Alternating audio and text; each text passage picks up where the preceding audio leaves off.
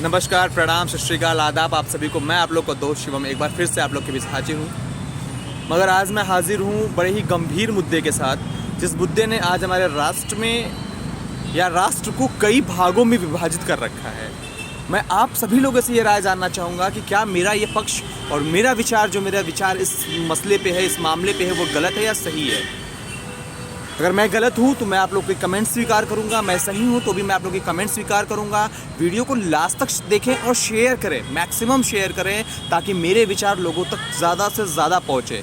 मैं खुद जानना चाहता हूँ कि क्या मैं गलत था जो हुआ उसके लिए, या फिर मैं अपनी जगह सही था और उस व्यक्ति को अपनी बात कहना नहीं आया और वो उसने अपना आपा खोया।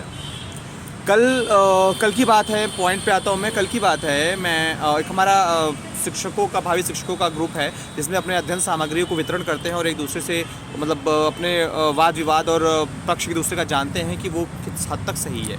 तो उसमें मैंने एक पेपर कटिंग डाली थी, जिसमें कि कुछ समाचार अंकित थे कि राजस्थान में कोई अध्यापक टीजीटी नियुक्त किए गए हैं गणित के, जिनको उनके परीक्षा में -4 अंक मिले थे। तो मेरा सवाल सिर्फ इतना था उस ग्रुप में कि क्या ये सही है? आरक्षण जो हमारे देश में दीमक की तरह खा रहा है हमारे देश को, मैं अपने शब्दों को फिर से दोहराऊंगा कि आरक्षण जो हमारे देश को दीमक की तरह खा रहा है, 70 सालों के बाद भी हमारे देश में लागू है, वो किस हद तक सही है? मेरा ये पॉइंट ऑफ व्यू था। सामने से एक मित्र थे, उन्होंने कुछ वाद विवाद अपने शुरू किए। उन्होंने मुझे अनुच्छेद गिनाना शुरू कर दिया, इस अनुच्छेद में यह अंकित है, इस अनुच्छेद में यह अंकित है। मैंने एक छोटा सा सवाल उनसे रखा कि अब बाबा साहब अम्बेडकर ने सिर्फ 10 सालों के लिए आरक्षण नियुक्त किया था, ठीक है, आरक्षण बनाया था या आरक्षण लागू करवाया था, और उनके ही शब्द थे कि 10 सालों के बाद इस आरक्षण को समाप्त कर दिया जाए, अन्यथा यह उस विशिष्ट गुण या विशेष समुदाय से आने वाले लोग हैं उनको कमज़ोर बनाने का काम करेगा। तो बाबा साहब अम्बेडकर ने ही जब ये निर्देश जारी किया था या इस सुझाव दिया था, तो इसे अपनाया क्यों नहीं गया? इसे 70 सालों से क्यों झेला जा रहा है? मेरा पॉइंट ऑफ व्यू ये था और मेरा क्वेश्चन भी यही था। तो उसमें उस महानुभाव ने अपने वाद विवाद रखना शुरू कर दिए कि मैं ऐसा हूँ, मैं वैसा हूँ, मैं ये करता हूँ, मैं वो करता हूँ, मैंने अगड़ों को पछाड़ रखा है, मैं हमेशा आने वाले परीक्षाओं में जो भी परीक्षाएं होती है उसमें मैं अगड़ों से आगे रहता हूँ, जनरल से अगड़ा रहता हूँ। ये कुछ ऐसे शब्द थे उनके। तो मैंने उनसे एक बड़ा सा सिंपल सा सवाल पूछा कि महानुभाव, अगर आप इतने ही सक्षम हैं तो आरक्षण को छोड़ क्यों नहीं देते? आरक्षण को छोड़ दीजिए, अपने कोटे में आरक्षण का टिक मत लगाइए। आइए सामान की कैटेगरी में देखते हैं कि आप में कितना दम है और अन्य में कितना दम है।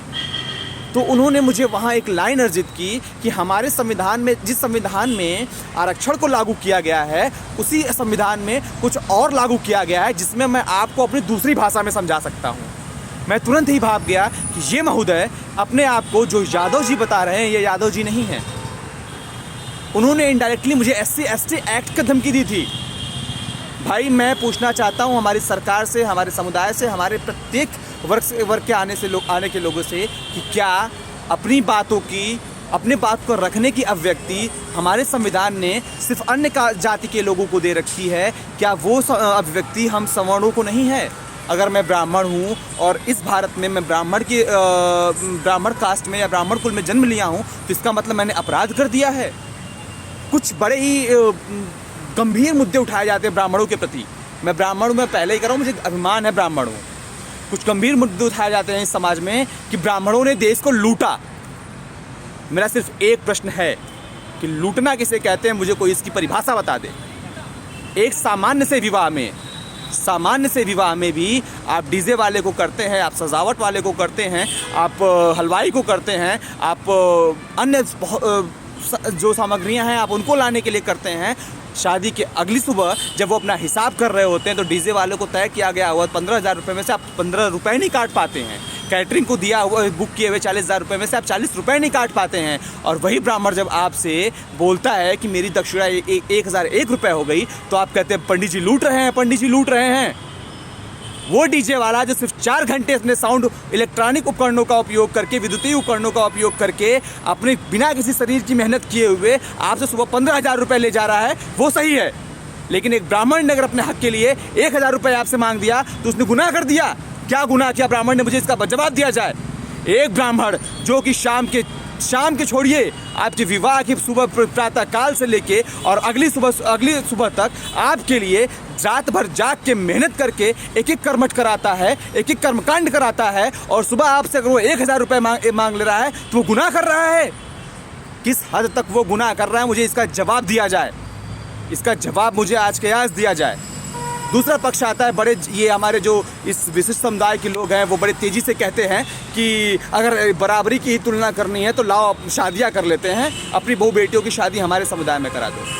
तो महानुभाव, मैं आपको और पूरे समुदाय को सूचित करना चाहता हूँ कि अब हमारे समाज में जो विवाह होते हैं वो जाति देख कर नहीं होते हैं, वो लोगों का स्तर देख के होते हैं।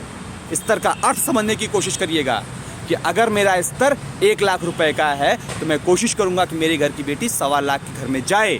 मैं इस स्तर की बात कर रहा हूं। जाति पात का स्तर तो कब का खत्म हो गया। आज आपके बच्चे या हमारे बच्चे एक कक्षा में एक बेंच पे बैठ के अगर अध्ययन कर रहे हैं, एक साथ एक दूसरे की टिफ़िन शेयर कर रहे हैं, कहाँ रह गया भेदभाव? मुझे इसका जवाब दिया जाए। मैं उस विशिष्ट समुदाय के लोगों से पूछना चाहूँगा कि कहाँ रह गया। और जो भी इस पक्ष का, मेरे पक्ष का जवाब देना चाहे तो ज़रूर मुझसे संपर्क करे। मैं उसके साथ वार्तालाप करने के लिए पूर्ण रूप से तैयार हूँ। लेकिन आरक्षण हमारे देश के लिए अभिशाप है। मैं इस चीज़ के लिए हमेशा कहता रहूँगा। किस बात का आरक्षण दिया जाए? अब किस बात का आरक्षण दिया जाए? जो आप अपनी दलीलें रखते हैं कि हमें कुचला गया, हमें दबाया गया, हमें ये किया गया। अरे मैं आपसे एक सवाल पूछता हूँ, 2 हाथ पैर उनके भी थे, 2 हाथ पैर आपके थे, आपने तब क्यों नहीं आवाज़ उठाई? आपने तब इसका जवाब उनसे क्यों नहीं मांगा? क्या आपने हाथों में चूड़ियाँ पहन रखी थी? आप जनसंख्या में उनसे कम थे कि किस चीज़ में उनसे कम थे? आपकी ज़ुबानें क्यों बंद हुई तब? उसके बाद भी हमारे देश के विशिष्ट या जो महान विभूतियाँ रहीं, महात्मा गांधी, जवाहरलाल नेहरू, भगत सिंह, जिन लोगों ने भी जो भी कुछ किया हमारे देश को आज़ाद कराने के लिए, सबकी कुर्बानियों के बाद उसका परिणाम आपको दिया गया। आपको आगे बढ़ाने के लिए, आपके विकास के लिए आपको आरक्षण दिया गया। 10 साल, 20 साल, 25 साल, लेकिन क्यों इतने वर्षों तक क्यों? अगर जो व्यक्ति 70 सालों में विकास नहीं कर पाया, वो अगले 70 सालों में क्या विकास कर पाएगा? और अगर आरक्षण ही एक जरिया है तो क्यों है? आज हम राफेल फ्रांस से खरीद के आ रहे हैं। आज हम किसी भी अच्छे कंस्ट्रक्शन के लिए फॉरेन कंट्रीज़ को टेक ओवर करते हैं। चाइना हमारे देश में आके हमारे पुलों का निर्माण करके जा रही है। किस लिए?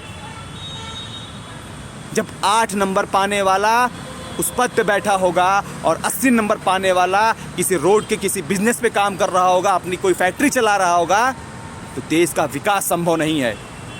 देश का विकास करना है तो सबको बराबर लाइए। अरे आप आर्थिक स्तर पे जितना आरक्षण लेना है लीजिए ना। आप शिक्षा मुफ्त कराइए, अपनी ट्रैवलिंग मुफ्त कराइए, अपना सारा खर्चा मुफ्त कराइए, हमें कोई समस्या नहीं है। लेकिन ये जो अहम समस्या है उस पर आज और अभी हमें चेतना होगा। अगर आज और अभी हम नहीं चेते तो कभी नहीं चेत पाएंगे।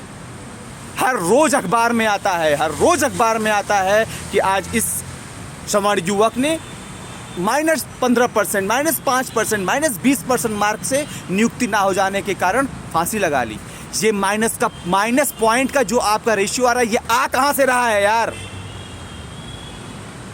अगर ये होता ना कि 150 में 115 पाने वाला क्वालिफाई माना जाएगा ना, तो ये रेशियो नहीं आता। ये जो इसको कैलकुलेट करके उसे मिलाने के लिए 100 में से 40 वाले को नौकरी दे के 80 वाले को बाहर निकालने का जो गणितीय तार्किकता बनाई गई है ना, ये बहुत ही खतरनाक है। हम सवर्ण इंसान कहाँ जाएं? हम सवर्ण लोग किसके पास जाएं? हमें ये बताया जाए। बदनाम है कि हम बीजेपी के सपोर्टर हैं, बदनाम होता है हम बीजेपी के सपोर्टर हैं, हम भक्त हैं। अरे भाई, हम इंसान हैं पहले, हमारी भी कुछ मूलभूत आवश्यकताएं हैं। उनके बारे में कौन सोचेगा? उन्हें कौन पूरा करेगा? क्या हमारा परिवार नहीं है? उनके बारे में कौन सोचेगा? माफ़ी चाहूँगा अगर मेरे किसी शब्द से किसी को आघात हुआ हो, बुरा लगा हो, लेकिन आज मैं पूर्ण रूप से द्रवित हूँ। एक SC/ST कैटेगरी का इंसान आके मुंह पे गाली दे के जाता है, अगर आप उसके खिलाफ कोई आवाज़ उठाइए या आप उसका जवाब दीजिए तो आपको बदले में मिलता है SC/ST एक्ट। क्यों मिलता है ये SC/ST एक्ट? मुझे इसका जवाब दिया जाए। अपने इन्हीं शब्दों के साथ मैं आज की अपने इस विचारों को विराम दूंगा और मैं आप हर सभी देखने वाले मित्र से, चाहे वो किसी भी शेड्यूल कास्ट या फिर जनरल कास्ट या फिर किसी कास्ट से आता हो, मैं आप सभी से विनम्र निवेदन करूंगा कि अपने विचार ज़रूर प्रस्तुत करें। विचार अच्छे लगे तो साझा करें ताकि मेरे विचार लोगों तक ज़्यादा से ज़्यादा पहुँचे। धन्यवाद।